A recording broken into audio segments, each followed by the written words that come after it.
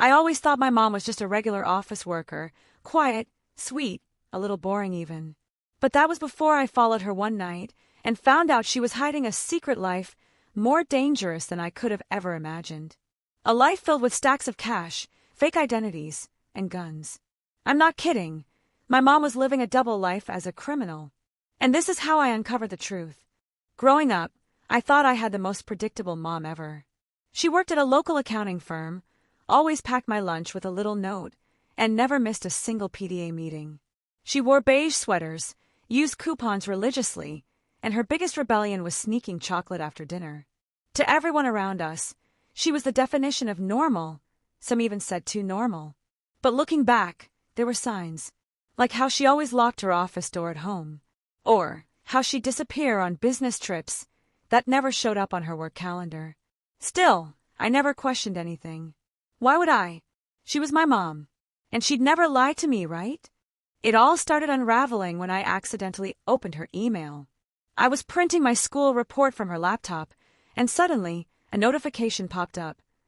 Transfer confirmed. $250K delivered to offshore account. I stared at the screen, confused. Offshore? $250,000? That couldn't be right. I clicked around, my heart racing, and found more. Coded messages, encrypted attachments, even scanned passports under fake names. I felt like I just stepped into a movie. This couldn't be my mom. Not the woman who cried during puppy commercials. That night, I decided to follow her. If she was hiding something, I had to know what it was. I waited until Friday night.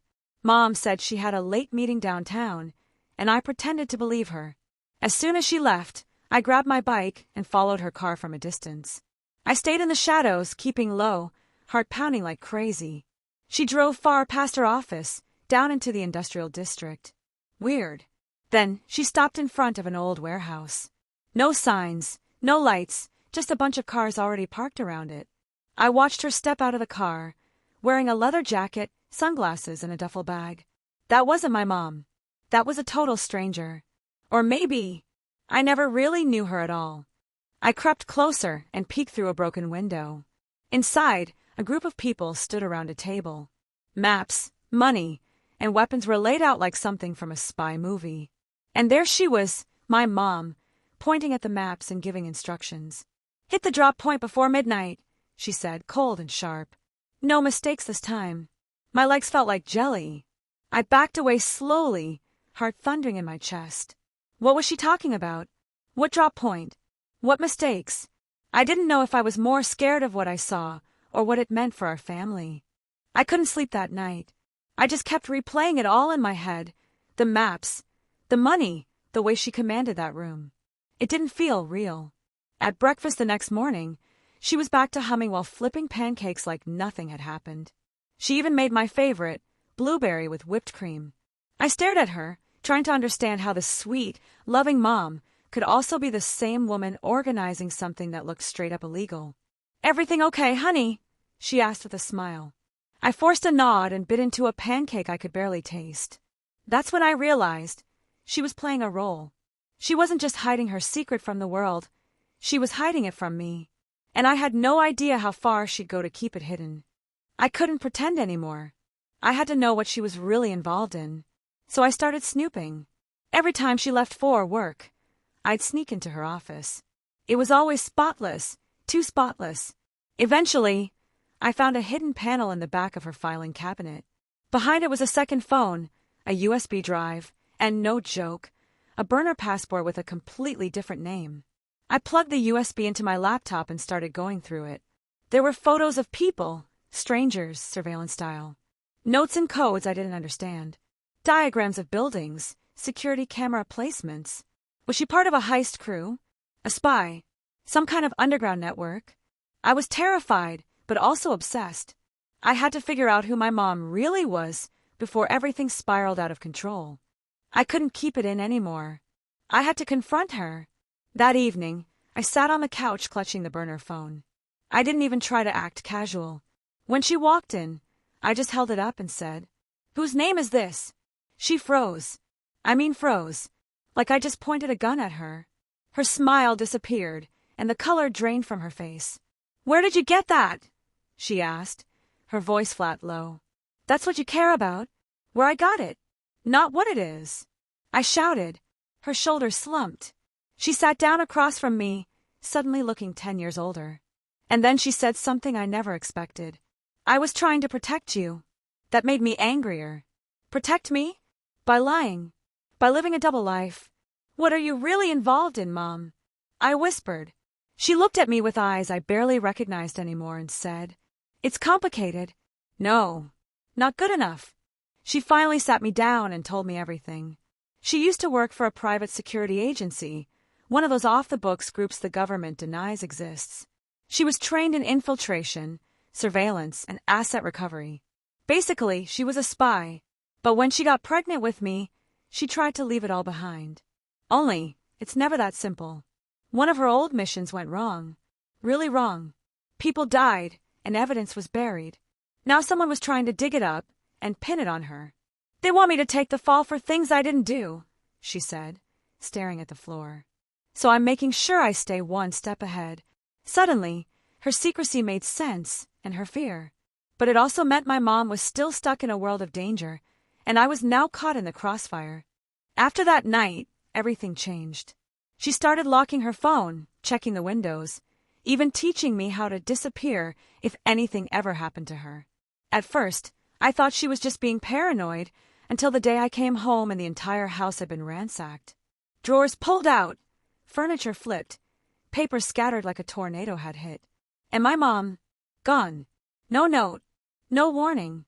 Just her car still in the driveway and her phone left on the kitchen floor. I called the police, but what was I supposed to tell them? Hi, I think my mom's missing, but she might be on the run from a secret government hit squad. They dismissed it as a break-in and said she'd probably come back soon. But I knew better. This wasn't random. Someone had found her. Or worse, she'd gone to confront them before they could reach me. I didn't wait. I used the burner phone to call the last number she dialed. A man answered. His voice was low, unfamiliar, but he knew my name. If you want to see your mom again, he said, you'll meet me tonight. Alone. My blood turned to ice. I knew I shouldn't go. I knew it was a trap. But what choice did I have? I grabbed her USB, printed what I could, and stuffed it into my backpack. If I was going to walk into something dangerous, I needed leverage. The meeting point was an abandoned parking garage. When I got there, a black SUV was already waiting. The man stepped out wearing a suit, holding my mom's necklace. Let's talk, he said, like this was just a business deal. But one wrong word, and I knew I wouldn't make it home. I don't want money, the man said, walking slowly toward me. I want silence. I kept my distance. Where's my mom? He smirked. She's alive for now. But she made mistakes. She crossed people who don't forgive. I pulled out the folder I'd prepared. I have everything. Names, locations, timestamps. If something happens to her, or to me, this goes public. His smile faded. You think you understand the game, little girl, but you're just a piece on the board. Maybe, I said, heart pounding. But I'm a dangerous piece. There was a moment of silence. A cold standoff. Then, he threw the necklace to the ground. She's at the docks. But you better hope you're not too late. He got in the SUV and peeled off into the night. I grabbed the necklace and ran. I didn't know if it was a setup or my only chance to save her.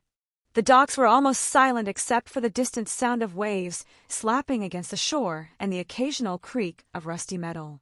I followed the faint sound of voices through rows of shipping containers.